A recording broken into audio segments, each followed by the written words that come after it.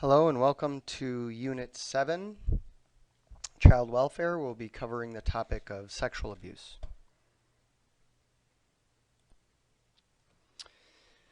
So we covered a bit of this in the first one. We do have evidence from art and literature that sexual abuse has been happening since recorded time. Certainly there are indications that there were brothels where children were rented out or sold, and often not unusual to find some historical literature referencing the prostitution of children at the hands of adults. One of the things that we have to realize is that there are types of child sex trafficking, and it is a global issue. We do know that about 100,000 children are at risk of being sexually exploited annually, and the average age of entry into this industry is between 12 and 14. There are several different kinds of trafficking, and this is not an exhaustive list, but here's a few of them. There's the pimp-controlled prostitution and stripping, where experts control over minors who provide commercial sex to paying customers, where the pimp retains profit.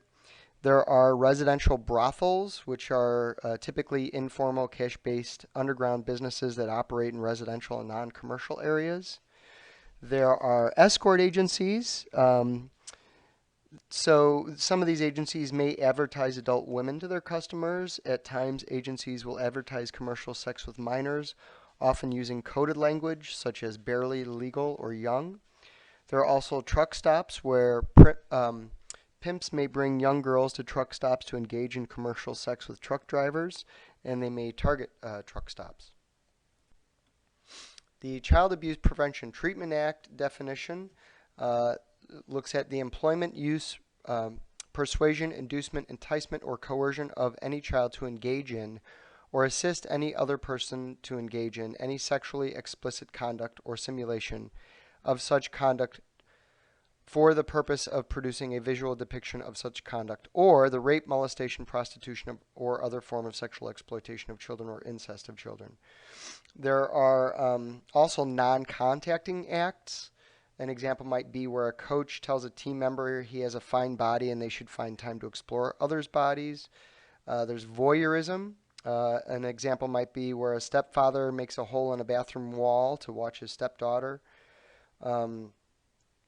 So understand that there are multiple ways in which this sort of stuff is covered under the law and subcategories. The definition loosely is where there's any sexual activity where child consent is not or cannot be given. The age of consent can vary among states.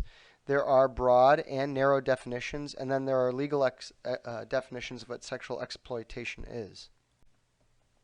The age of consent in Wisconsin is 18, and there are no close-in age exceptions. Age of consent at the age of 16, you can find in a variety of these states. I've got listed here. There are 30 of them. Age of consent at the age of 17, you can find it 9 states, including nearby Illinois. And other states that have age of consent at 18 are listed as well. Intercourse with children under the age of 16 is a Class C felony. Over the age of 16 is a Class A felony. The federal government has a legal age consent of 18. Federal law, however, applies only to sexual acts that involve travel between different states, countries, or on federal property. This makes it a crime to use any form of communication between states to try to get a minor to have sex with an adult. And oftentimes you've seen these sort of things on television where they're arresting pedophiles who show up at a house as there's been communication. There are some legal precedent that now are coming about as a result of some of the technology and changes in technology. For example, this case of Philip Alpert, which is on page 152, reviews this case where his girlfriend sent him nude pictures when he was 17 and she was 16. And when they broke up, he sent it out as a mass email. And as a result, he was convicted of transmitting child pornography, and as a result, he'd have to register as a sex offender until he's 43, and he has to register every 6 months and cannot live near any place where children gather. Additionally, right after that is kind of this interesting case of I'm assuming this is George Canal. He's 18 years old, sent a picture of his penis to a female friend who was 14. She admitted that she wanted these pictures, and even though she wanted them and he sent them, when her parents found them, they contacted police, and he was convicted for distributing obscene material to a minor, was fined $250 and given a year of probation, and has to register as a sex offender as well. So we've seen that the law is looking at technology as well.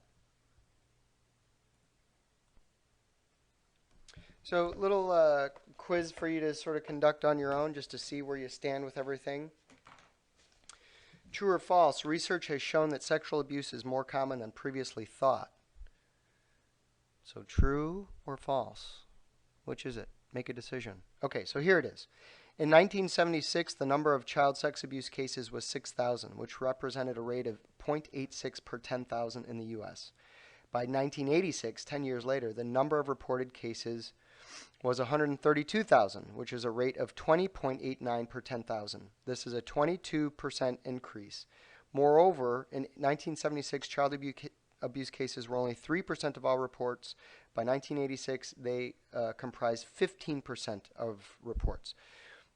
So the reports certainly have grown. I think part of that has to do with the law and how the law is catching up with technology, as well as the law also people becoming more aware of the law, as well as what happens when people are abused. And so people are more cognizant of this sort of stuff and are more likely to report it. Perpetrators, strangers are not the norm. It's typically not the guy in the white van trolling around the neighborhood park. 10% are close family members. Acquaintances are the most common perpetrators. People who the kids know, who are neighbors or cousins or family members like that, or counselors, something along those lines. The majority are between 15 and 45 and peak between 18 to 25. The majority are male. They are rarely violent, and they tend to groom the victim.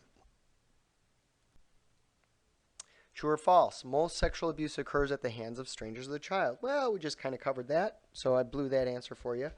30 to 40% of victims are abused by a family member. Another 50% are abused by someone outside of the family who they know and trust. 40% are abused by an older or larger child who they know. Therefore, only 10% are abused by strangers. And there, that lists that out. But I'll tell you some other stuff. 1 in 4 girls is sexually abused before the age of 18. That's 25%. 1 in 6 boys is sexually abused before the age of 18. 1 in 5 children are solicited sexually while on the internet. That's 20%. Nearly 70% of all reported sexual assaults occur to children ages 17 and under, and there's an estimated 39 million survivors of childhood sexual abuse that exist in America today.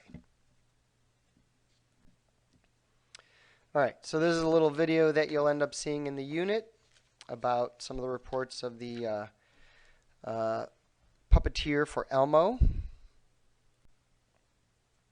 This is a definition of what grooming is, and I'll tell you about the purpose as you're kind of looking through the highlighted sections of this. The purpose of grooming is to reduce the likelihood of disclosure, to reduce the likelihood of the child being believed, to reduce the likelihood of being detected, to manipulate the perception of other adults around the child, and to manipulate the child into becoming a cooperative participant. There are 6 stages of grooming, according to Dr. Michael Wellner. The first is targeting the victim, where the offender sizes up the vulnerability, their emotional neediness, isolation, and confidence. Children with less parental oversight are more desirable. Stage 2 is gaining the victim's trust. The offender gains trust by watching and gathering information about the child, getting to know their needs and how to fill them. In this regard, sex offenders mix effortlessly with responsible caretakers because they generate warm and calibrated attention. 3 is filling a need. Once the offender begins to fill the child's needs, that adult may assume noticeably more importance in the child's life and become idealized. Gifts, extra attention, affection may distinguish one adult in particular and should raise concerns from the caretakers. Stage 4, isolating the child. The grooming sex offender uses the developing special relationship with the child to create situations in which they are alone together. Babysitting, tutoring, coaching, and special trips all enable this isolation. A special relationship can be even more reinforced when offender cultivates a sense that the child is loved or appreciated in a way that others, not even the parents, can provide. Stage 5, sexualizing the relationship. At a stage of sufficient emotional dependence and trust, the offender progressively sexualizes the relationship. Desensitization occurs through talking, pictures, even creating situations like swimming in which both the offender and victim are naked. At this point, the adult exploits a child's natural curiosity using feelings of stimulation to advance the sexuality of the relationship. When teaching a child, the grooming sex offender has the opportunity to shape the child's sexual preferences and can manipulate what a child finds exciting and extend the relationship in this way. And lastly, maintaining control. Once the sexual abuse is occurring, offenders commonly use secrecy and blame to maintain the child's continued participation and silence, particularly because the child's sexual activity may cause the child to withdraw from the relationship. Children in these relationships at this point are entangled. They confront threats to blame them, to end the relationship, and to end the emotional materials needed when they associate with the relationship, whether it be the dirt bikes the child gets to ride, the coaching one receives, or special outings or gifts. Some examples, of course, Jerry Sandusky in the Penn State case. I'll give you some information on that and some of his grooming behaviors. Victims are more likely to be female, peak vulnerability from the age of 7 to 13. It is less tied to socioeconomic status than other forms of maltreatment. There is a lack of parental supervision and attention that's a risk factor, and being disabled increases risk as well. In fact, some think it's possible that there is more reporting of cases in those of lower socioeconomic status because those families are more likely to be working with professionals for other reasons, meaning social workers, probation officers, other folks. Extrafamilial child sexual abuse. This is abuse that occurs outside of the family setting, and you guys have probably heard these sort of things in the news when it comes to religious settings, daycare centers, as well as schools. Child sexual exploitation is a specific form of sexual abuse that involves pornography, prostitution, or trafficking. Some of the consequences of sexual abuse, there is no particular set of negative consequences. Each is unique to sexual abuse. Victims are at risk for a large number of possible negative outcomes. Depression is the most commonly reported symptom, and you can gauge this through the depression inventory, the Beck's Depression Inventory, the BDI. Oftentimes you'll find self-destructive thinking and behavior as well, a host of other PTSD-related symptoms. For example, anxiety. PTSD can kind of walk the line of looking a little bit psychosis and neurosis. There can be substance abuse disorders as well as personality disorders. Additionally, you can find eating disorders, dissociation and memory issues, cognitive distortions. Certainly interpersonal relationships get skewed. Social functioning issues, as well as some sexualized behaviors beyond their normal developmental expectations for their age.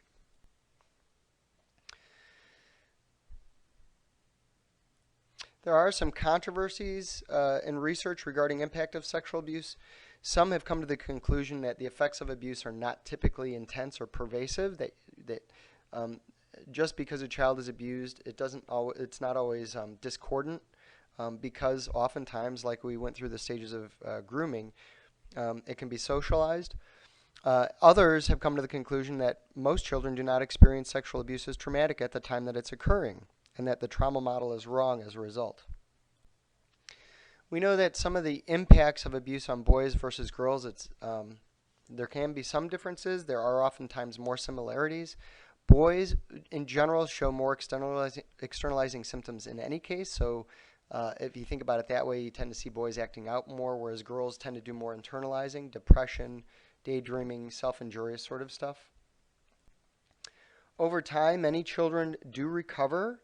What you'll find is over time there are fewer symptoms, the symptoms are less severe.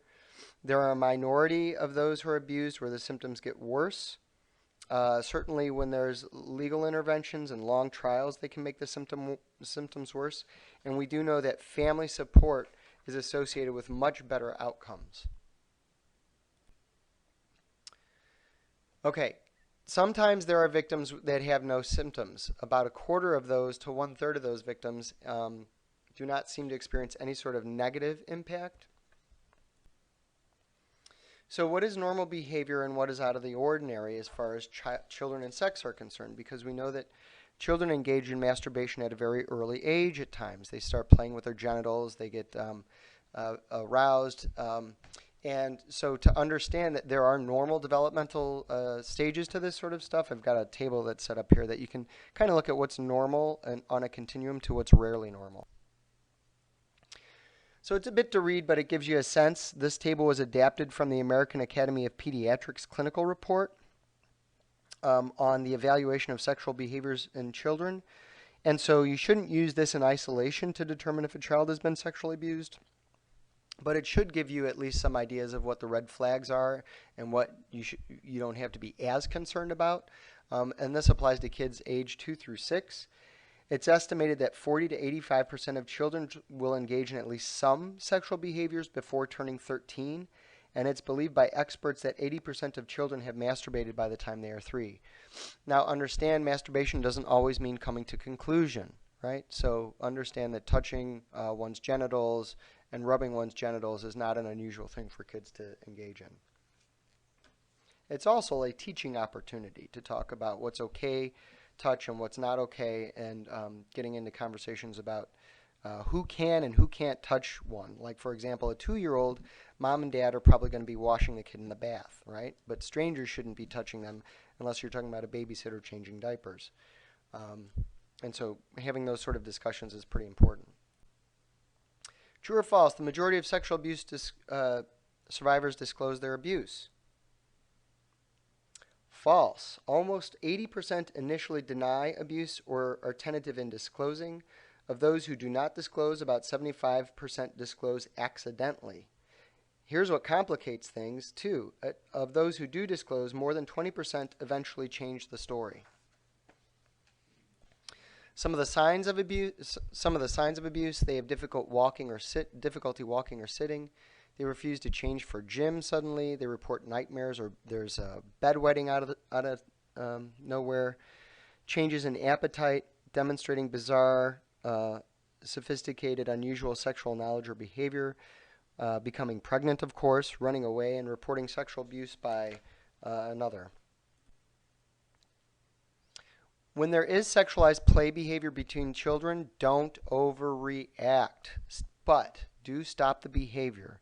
Don't consequence or punish them, but use the opportunity to talk about boundaries, healthy touching, what's okay, what's not okay, and provide educational information about this sort of stuff. Redirect the behavior, engage them, encourage them to get involved in other activities. Certainly, hide and go seek is much more appropriate. How might sexually abused child appear to have ADHD? Remember, some of the symptoms related to post-traumatic stress disorder have to do with what we call hypervigilance, being overly aware. So these kids can look like they're not paying attention. They can look like they're overly attuned to their environment, so they can look more ADHD than anything else. And this is a link that you'll see on a clip about Scott Brown and his history of abuse, which will lead you to conclude about some of the symptoms he talks about and the scenario that was set up with him and a CAP counselor, and how that's not uncommon in instances of sexual abuse.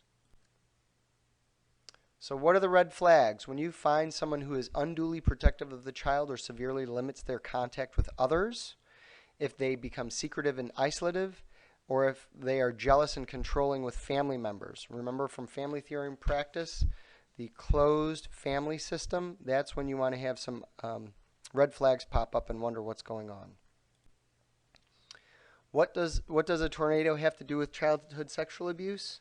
Some of the interesting things that you wouldn't think about. Whenever there is something enormously devastating or traumatic, what often happens is, or I should say what can happen, is there can be a spike in not just child sexual abuse, but domestic violence and drinking and that sort of stuff. And it's related to trauma. It's related to control. It's also related to perhaps a lack of oversight on the part of the parents or authorities as they are focused on other things going on a day-to-day basis.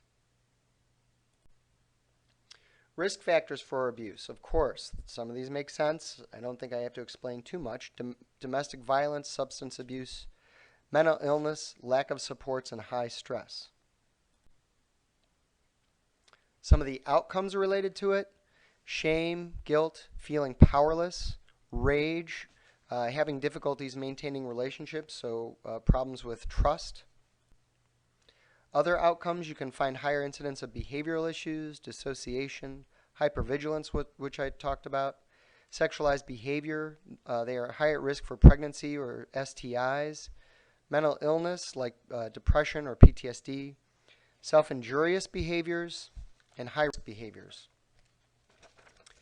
True or false? Children fabricate stories of sexual abuse all the time. People often get this one wrong. Fabricated sexual abuse reports constitute only 1% to 4% of all reported cases. Of those reports, 75% are falsely reported by adults, and 25% are reported by children.